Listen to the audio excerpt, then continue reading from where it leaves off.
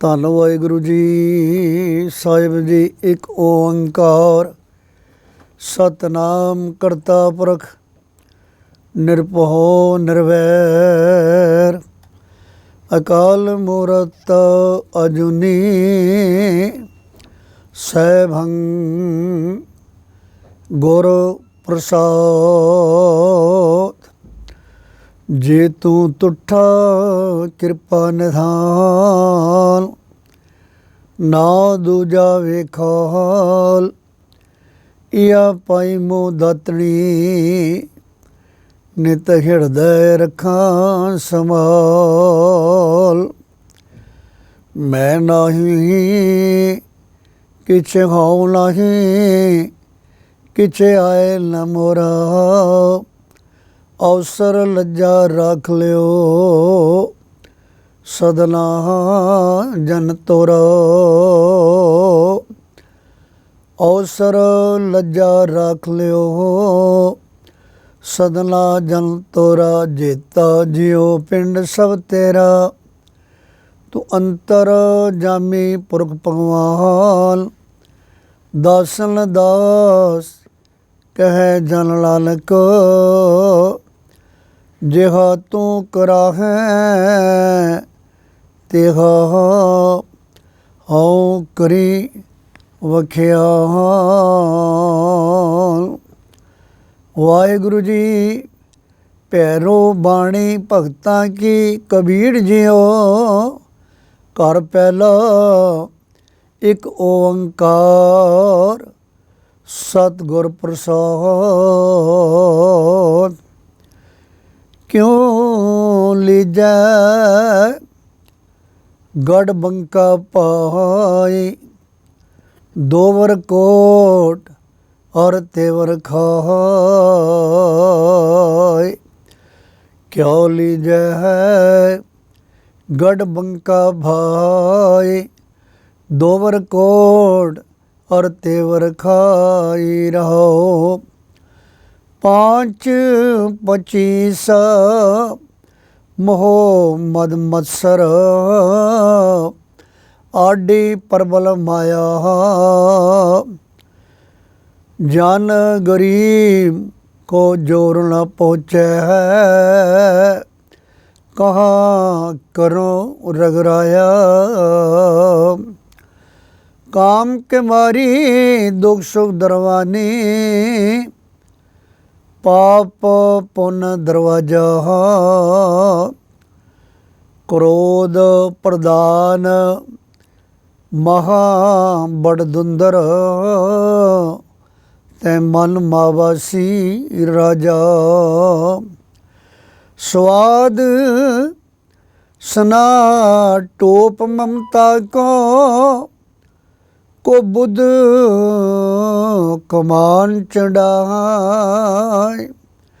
ਤ੍ਰਿਸ਼ਨਾ ਤਿਸ਼ਨਾ ਤੀਰ ਰਹੇ ਕਟ ਪੀਤਰ ਇਉ ਗੱਡ ਲਿਓ ਨ ਜਾਏ।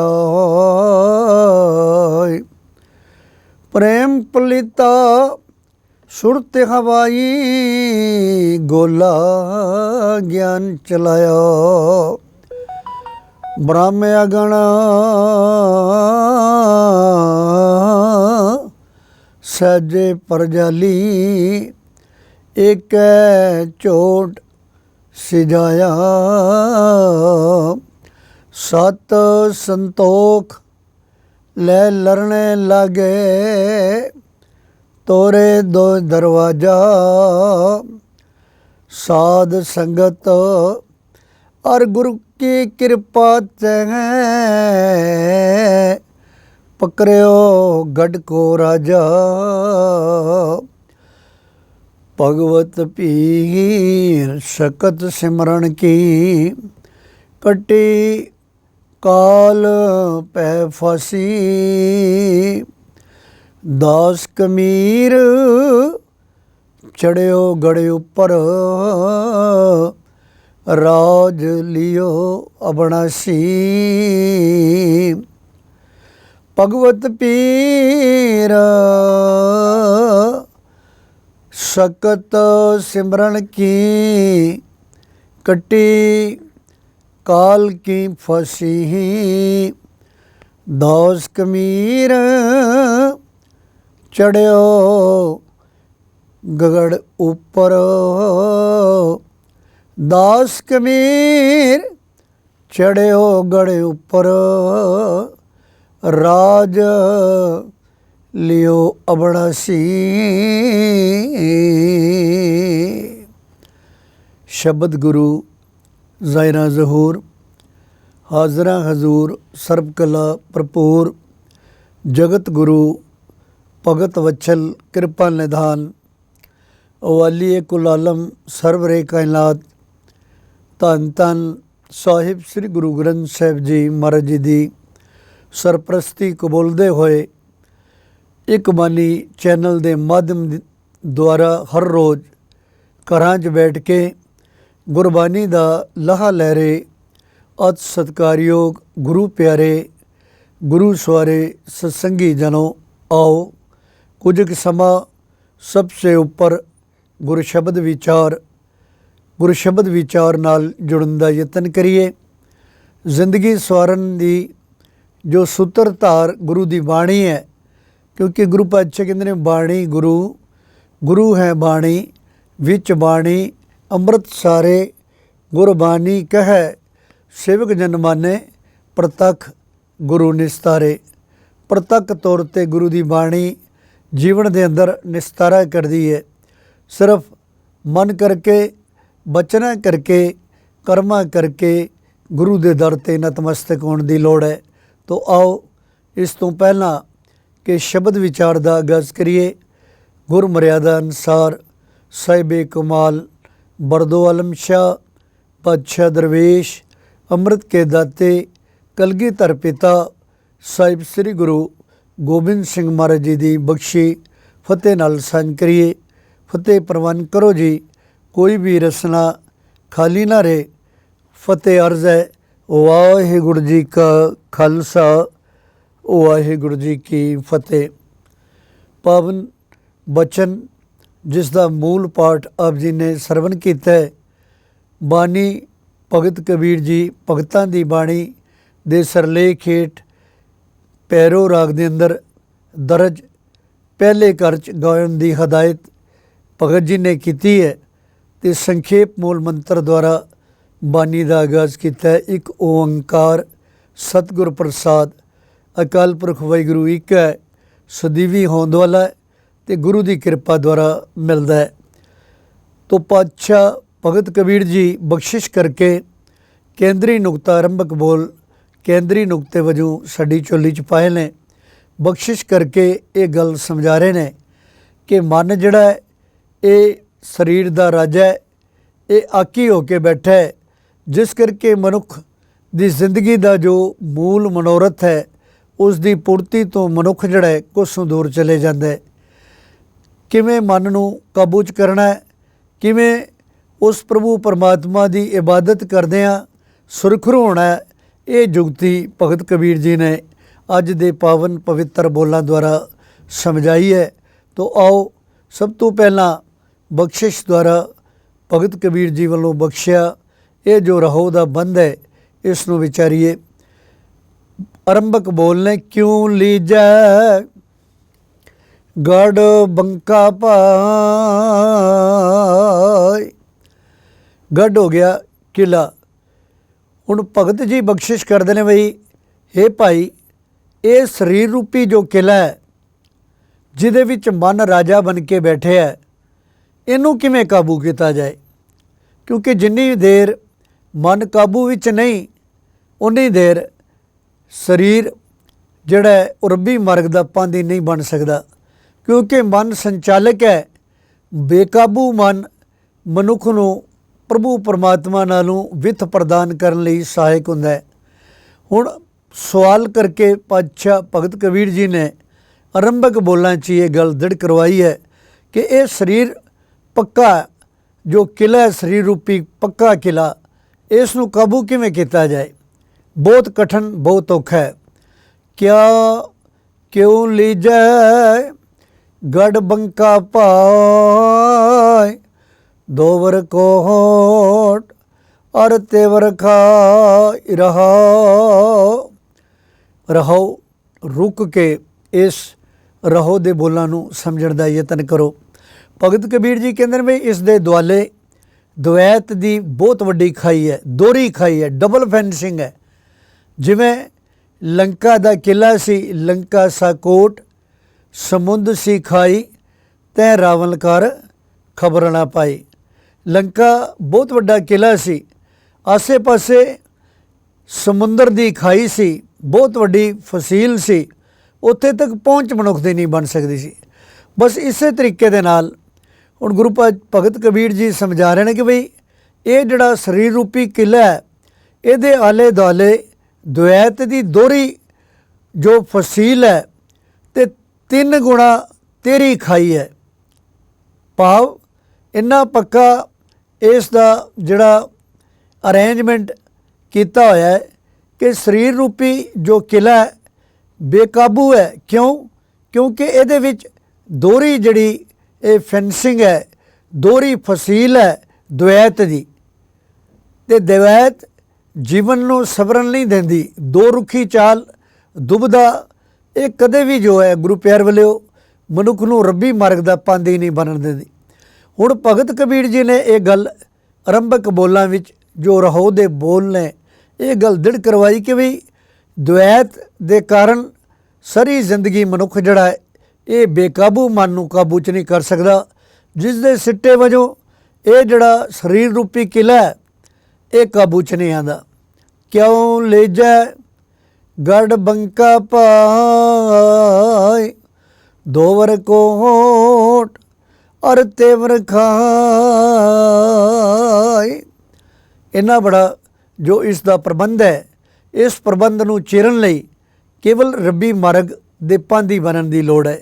बड़े सुंदर बोल गुरु पातशाह ने बाणी अंदर बख्शिश करके सानू एक गल समझाई सी कि ये जो सुंदर फुलवाड़ी प्रभु परमात्मा ने बगीचा लगाया है, ये फुल्लां दा बगीचा है, बड़ा सुंदर है। रंगी रंगी भांति कर कर जिनसी माया जिन्यों पाई, एक बगीचा पेड़ कन करया, अमृत नाम तहाँ में फलिया, ऐसा करो विचार ज्ञानी, जाते पाइया पद निर्वाणी। है ज्ञानवान मनुख ऐसी विचार जीवन दे अंदर कर, ऐसी जीवन दे अंदर चर्चा छेड़, ताकि वासना रहित जीवन जड़ा तेरा ये तू जी सकें।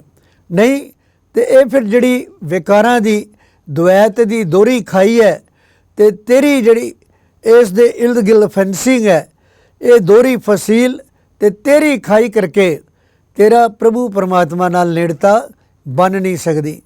तो भगत जी समझा रहे भी इत्थे ही बस नहीं, ये जड़ी खाई है इनू लंघन लई मन जिहड़ा है वो इस जड़ी खाई नू वेदन की लोड़ है। क्योंकि आस पास विख्या के कुंटा बीच अमृत है पाई रे। हुण गुरबानी समझा रही है भी आसे पासे जहर रूपी पदार्थां दे चश्मे ने, पर अंदर जड़ा है, अंदर ये अमृत कुंड है, आत्मक जीवन देने वाला नामरस है, प्रभु परमात्मा का टिकाणा है। इसलिए गुरबानी कहती भी राम नाम रतन कोठड़ी गढ़ मंदिर एक लुकाना। भी प्रभु परमात्मा का नाम जड़ा है, हीरे तू भी कीमती है, हीरा नाम अमुलक है भारी, बिन गाहक बिना गाहक दे इसका सौदा इनू व्याजिया नहीं जा सकता। हुण भगत जी समझा रहे हैं कि बई इस द्वैत की थम्मी नूं तोड़न लई केवल ते केवल उस प्रभु परमात्मा की बंदगी का राह चुनने की लोड़ है। तो ये नक्शा खिंच के एक गल भगत जी ने समझाई भी किवें, सवाल किया सी क्यों ली जाए गढ़ बंका पाई। बई ये जड़ा शरीर रूपी किला है इनू किवें फतह किया जाए। बड़े सुंदर बोल भगत कबीर जी ने एक होर पंक्ति च ने कि बंधक पाया गुर अनल बुझाया, मुक्ते गुर अनल बुझाया। बंधक बंधन पाया, मुक्ते गुर अनल बुझाया। कि बई ये जिहड़े बंधन ने रोक है, टोक है, जिस करके प्रभु की नेड़ता बनती नहीं, ये फिर बंधना तो मुक्त करने वाली ताकत गुरु के पास है। वही ये द्वैत की थम्मी तोड़ सकता है। वही ये फसील जड़ी है, दोहरी फसील ते तेरी खाई, बाखूबी इसनों पार करके मनुख रब्बी मार्ग ਦਾ ਪਾਂਧੀ ਬਣ ਸਕਦਾ ਹੈ। ਤੋ ਅੱਗੇ ਇਹ ਮੁੱਖ ਵਿਚਾਰ ਦੇਣ ਤੋਂ ਬਾਅਦ ਭਗਤ ਜੀ ਨੇ ਇਸੇ ਵਿਚਾਰ ਨੂੰ ਬੜੇ ਭਾਵਪੂਰਨ ਢੰਗ ਦੇ ਨਾਲ ਖੋਲ੍ਹਦਿਆਂ ਹੋਇਆ ਇਹ ਗੱਲ ਸਮਝਾਈ ਹੈ। 5:25 ਮੋਹ ਮਦ ਮਤਸਰ ਆਡੀ ਪ੍ਰਬਲ ਮਾਇਆ। ਭਗਤ ਜੀ ਕਹਿੰਦੇ ਵੀ ਮਾਇਆ ਜਿਹੜੀ ਹੈ ਇਹ ਬਲ ਵਾਲੀ ਹੈ, ਕਿਉਂਕਿ ਮਾਇਆ ਐਸੀ ਮੋਹਨੀ ਪਾਈ ਜੇਤੇ ਜੀ ਤੇਤੇ ਡੈਕਾਈ। ਇਹ ਬਲ ਵਾਲੀ ਹੈ, ਤਾਕਤ ਵਾਲੀ ਹੈ। ਇਸ ਨੇ ਬੜੇ ਬੜੇ ਬ੍ਰਹਮਾ ਵਰਗੇ ਛਲ ਲਏ। ਹੁਣ ਭਗਤ ਜੀ ਸਮਝਾ ਰਹੇ ਨੇ ਕਿ ਵੀ ਇਹ ਜਿਹੜੀ ਬਲ ਵਾਲੀ ਮਾਇਆ ਹੈ ਇਹਨੂੰ ਫਿਰ ਸਪੋਰਟਰ ਮਿਲ ਗਏ 5 ਕਾਮ। 5 ਕਾਮਾਦਕ ਇੱਥੇ ਹੀ ਬਸ ਨਹੀਂ, ਸਾਂਖ ਮਤ ਅਨੁਸਾਰ ਜੋ 5 ਤੱਤ ਨੇ ਉਹ ਵੀ ਇਹਦੇ ਨਾਲ ਰਲ ਗਏ। ਫਿਰ ਮੋਹ ਰਲ ਗਿਆ, ਹੰਕਾਰ ਰਲ ਗਿਆ, ਈਰਖਾ ਦੀ ਫੌਜ ਰਲ ਗਈ ਤੇ ਇਹ ਲੜਨ ਵਾਸਤੇ ਤਿਆਰ ਹੋ ਗਏ। ਤੇ ਭਗਤ ਜੀ ਕਹਿੰਦੇ ਕਿ ਬਈ ਇਹਨਾਂ ਫੌਜਾਂ, ਇਹ ਤਾਕਤਵਰ ਫੌਜ ਦਾ ਸਹਾਰਾ, ਇਸ ਤਾਕਤਵਰ ਫੌਜ ਦਾ ਮੁਕਾਬਲਾ ਕਰਨਾ ਹੈ ਮੇਰੇ ਮਾਲਕ ਸੱਚੇ ਪਿਤਾ ਮੇਰੇ ਵਸ ਦੀ ਰੋਗ ਨਹੀਂ। ਜਨ ਗਰੀਬ ਕੋ ਜੋਰ ਨਾ ਪਹੁੰਚੈ ਕਹਾ ਕਰੋ ਰਗਰਾਇਆ। ਰਘੁਰਾਇਆ ਪ੍ਰਭੂ ਪਰਮਾਤਮਾ ਅਕਾਲ ਪੁਰਖ ਵਾਹਿਗੁਰੂ। ਹੈ ਮੇਰੇ ਮਾਲਕ ਮੈਂ ਗਰੀਬ ਆ। ਇਹ 5 ਕਾਮਾਦਕ ਜਿਹੜੇ ਨੇ, 5 ਕਾਮਾਦਕਾਂ ਦੇ ਨਾਲ ਨਾਲ ਈਰਖਾ ਹੈ, ਦੁਐਤ ਹੈ, ਮੋਹ ਹੰਕਾਰ ਦੀ ਥਮੀ ਹੈ, ਤੇ ਨਾਲ ਨਾਲ ਇਸ ਦੇ ਨਾਲ ਸਭ ਤੋਂ ਵੱਡਾ ਮਾਇਆ ਪ੍ਰਬਲ ਹੈ। ਤੇ ਇਹ ਗਰੀਬ ਇਕੱਲਾ ਹੈ, ਕਿਵੇਂ ਇਹਨਾਂ ਦਾ ਇਹ ਗਰੀਬ ਮੁਕਾਬਲਾ ਕਰ ਸਕਦਾ ਹੈ। ਜਨ ਗਰੀਬ ਕੋ, ਬਈ ਇਸ ਗਰੀਬ ਸੇਵਕ ਨੂੰ ਜ਼ੋਰ ਨਹੀਂ, ਦੀ ਤਾਕਤ ਨਹੀਂ ਹੈ, ਫਿਰ ਮੈਂ ਕੀ ਕਰਾਂ, मैं कुछ नहीं कर सकता, क्योंकि अवर पंच हम एक जना क्यों राखें कारोबार मना, मारें लूटें नीत नीत किस आगे करी पुकार जना। बड़ा तरला साढ़े व्याप से भगत कबीर जी ने मालिक प्रभु दे दर ते लिया कि हे मेरे मालिक अकाल पुरख वाहिगुरू जी, ये गरीब निमाना आज़ज़ जो है, मस्कीन बंदा जो है, ये कुछ नहीं करन जोगा, क्योंकि जिन्नी देर पूर्ण खिड़ाओ विच जीव आत्मा नहीं आउंदी, टिकी नहीं रहिंदी, उन्नी देर आत्मा का जो सर्वश्रेष्ठ स्थान है उत्थे तक असीं नहीं पहुँच सकते। बड़े सुंदर बोलने भगत जी दे। पावन मन उन मन रैन खरा, नहीं जीत ना जन्म मरा। बई ना तो फिर ये संसार की ये जिहड़ी दोहरी फसील है ਇਹਦਾ ਮੁਕਾਬਲਾ ਕੀਤਾ ਜਾ ਸਕਦਾ ਹੈ, ਨਾ ਹੀ 23 ਖਾਈ ਜਿਹੜੀ ਹੈ ਇਸ ਨੂੰ ਪਾਰ ਕੀਤਾ ਜਾ ਸਕਦਾ ਹੈ, ਕਿਉਂਕਿ ਇਹ ਫੌਜ ਬਹੁਤ ਵੱਡੀ ਹੈ।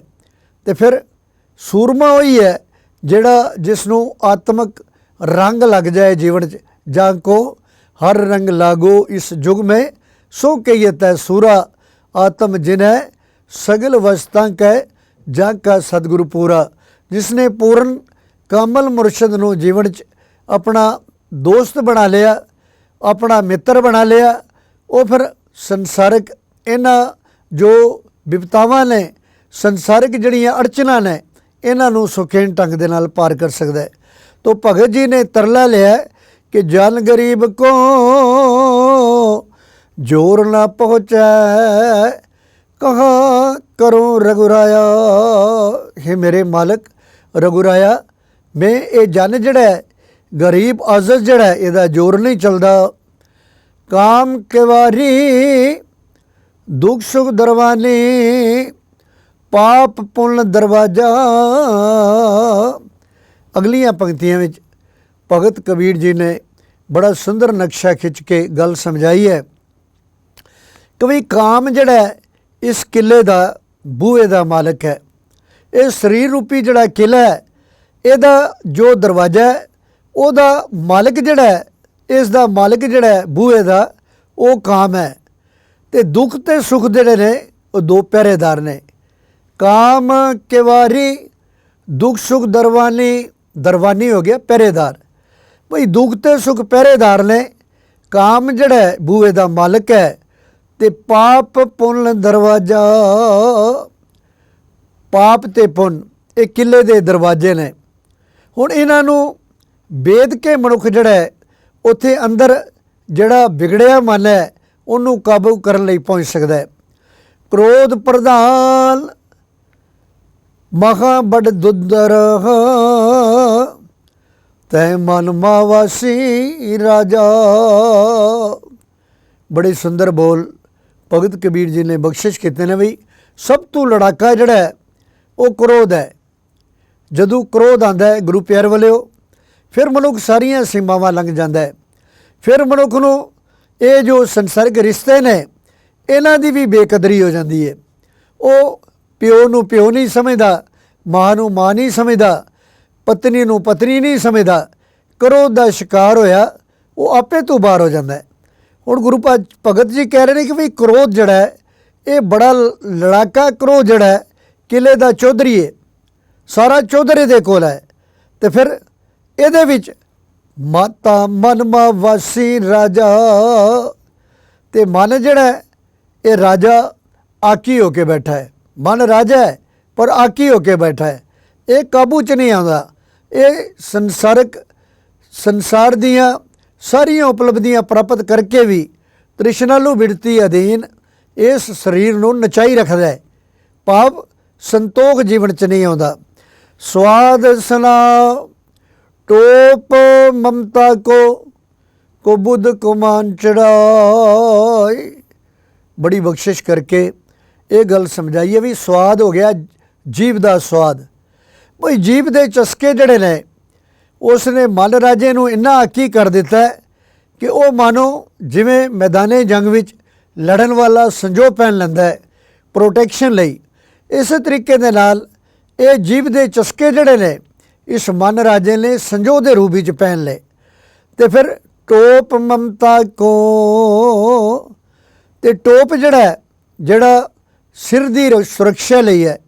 ये टोप जड़ा इन्हें पाया होया ममता का, मोह का टोप पाया होया है। तो फिर इत्थे ही बस नहीं को बुद्ध कमाल चढ़ाई। भैड़ी मत दी कमान जिहड़ी है इसने चढ़ी हुई है। ये सारे जिहड़े ने इहदे सहायक ने। इस करके ये मन जिहड़ा है बड़े सौखे ढंग दे नाल इस कमज़ोर शरीर का शिकार कर लैंदा है, इसनूं गुमराह कर लैंदा है। इसनूं वो परोपकार जो प्रभु परमात्मा ने करके इसनूं संसार च भेजिया, जिसै साज निवाजिया तिसै सिउ रुचनाए। वो साजन ते नवाजन वाला जो मालिक है ओदी प्रीति ओदे प्रेम करन दे राह तों इनू वर्ज दिंदा है। ये इसका सुभाव है मन का। गुरु भगत जी बख्शिश करते भी स्वाद सना टोप ममता को बुद्ध कमाल चढ़ाए। तिसला तीर रहे कट भीतर यूं गड लियो न जाए।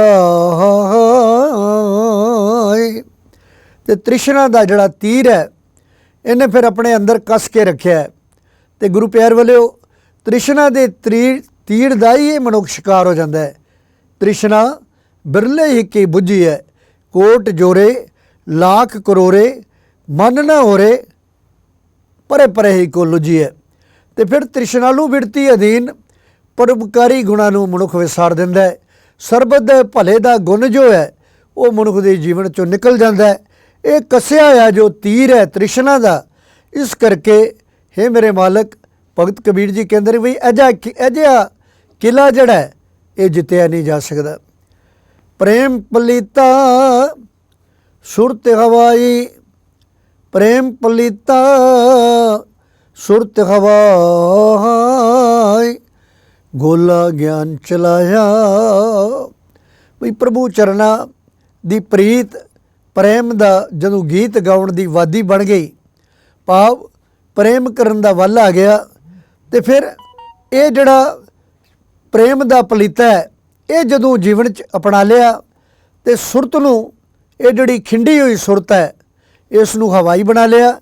तो गुरु के बख्शे ज्ञान द्वारा जदों गोला चलाया फिर उस गोले की बरकत नाल, उस हवाई की बरकत नाल ब्रह्म अगण सहजे है परजाली, एक चोण सजाया। सहज अवस्था आ गई। तो जदों फिर सहज अवस्था विच जीव अपड़ जाता है, संयम सहनशीलता भरिया जीवन जिउंदा है, फिर इक्को ही सੱਟ नाल कामयाबी जिहड़ी है उहदे चरण छूंदी है। फिर मनुख जिहड़ा जीवन जिउंदियां रब्बी मार्ग दा पांधी बनदा है। दसवंध जो स्वासां दा वो कढ़दा है, अंमृत वेला संभालदा है, गुरु की कीर्ति करदा है, गुरु की इबादत करदा है, गुरु के दर ते पहुंचदा है। तो फिर इस तरीके दे नाल जिस मकसद लई वो संसार च आया उसनूं पूरा करके समय सिर बंधन बेड़ा जड़ा बन लैंदा है। तो बन्निया होया बेड़ा जड़ा उहदे ते सवार होके प्रभु के दर ते सुरखरू हो जाता है। आखिरी बोलों में बख्शिश करते हैं, सत संतोख लै लरने लागा तोरे दोए दरवाजे। फिर उहदे जीवन च सत आ जाता है, संतोख आ जाता है। इस फौज नाल फिर जिहड़े विकारां दी फौज है उन्हां दा मुकाबला करदा है ते दोनों दरवाजे तोड़ दिंदा है। किहड़े? द्वैत का दरवाजा टुट गया, ये दोहरी खाई ते तीजी दोहरी वसील ते तेरी खाई जो सी, जो मन ने अपने आले दुआले वली सी वो तोड़ देती। ते बख्शिश करदे भी ऐसा होया किवें? साध संगत और गुर की कृपा ते है पकड़ियो गढ़ को राजा। एक तो गुरु की कृपा वो जीवन के अंदर काम आई, एक सत्संगत करन दी जो मेरा सुभाव सी वो काम आया, क्योंकि संगत का गुण बोध अधिकाई। तो सत्संगत करके गुरु की कृपा नदरी कर्म का पात्र बनन नाल ये जड़ा गढ़ को राजा सी इनू पकड़ लिया, ये आकी राजा मेरे कंट्रोल च आ गया। भगवत पीर सकत सिमरन की कट्टी काल पै फांसी। गुरु पातशाह कहते भी सत्संगत की बरकत द्वारा ते सिमरन की बल नाल मैं काल की फाई, दुनिया के डरां की फाई वढ़ लई। क्योंकि सत्संगत कैसी जानी है जिथे एको नाम वखानी है, एको नाम हुक्म है, नानक सतगुर दिया बुझाई जियो। तो सतगुरु की बख्शिश उदों होंदी है जदों जीव सत्संगत विच आके रब्बी रहमो करम प्राप्त करने लई गुरु के दर ते तरला करदे। पातशाह बख्शिश कबीर जी, भगत कबीर जी आखिरी पंक्ति द्वारा समझा रहे हैं, दास कबीर चढ़ियो गड़े उपर राज लियो हो अबनासी। फिर दास कबीर भगत जी कहते बई हुण किले के उपर चढ़ बैठा, भाव शरीर रूपी किला जो है ये ते काबज हो गया, शरीर नूं वस कर लिया।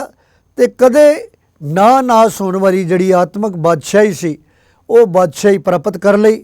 पर उहदे लई ये सत ते संतोख दी जिहड़े ये ताकत सी इस फौज नाल लड़के ये विकारां दी फौज नूं दल मल के उस प्रभु परमात्मा दे दरगाह च फिर मन नूं काबू किया, शरीर नूं वस विच करके जिस मकसद लई संसार च आए सां उसकी पूर्ति की। गुरु पातशाह बख्शिश करन, गुरु की अगम्मी विचार साडे जीवन का श्रृंगार बन जाए। मन वस विच आउण दी जो जुगती है, मन नूं काबू करन दा ढंग आ जाए, गुरु की दसी ये गल समझ आ जाए कि बई गुर की मत तू लेह ए आने, भगत बिना वो डूबे साने। इन्हीं विचारां प्रवान अगाध बोध बानी अनगिनत भुलां बख्श लेना। एक बानी चैनल की समुची प्रबंध की टीम का बहुत बहुत धन्यवाद। इन्हीं विचारां प्रवान फतेह नाल सांझ करो जी। वाहिगुरू जी का खालसा, वाहिगुरू जी की फतेह।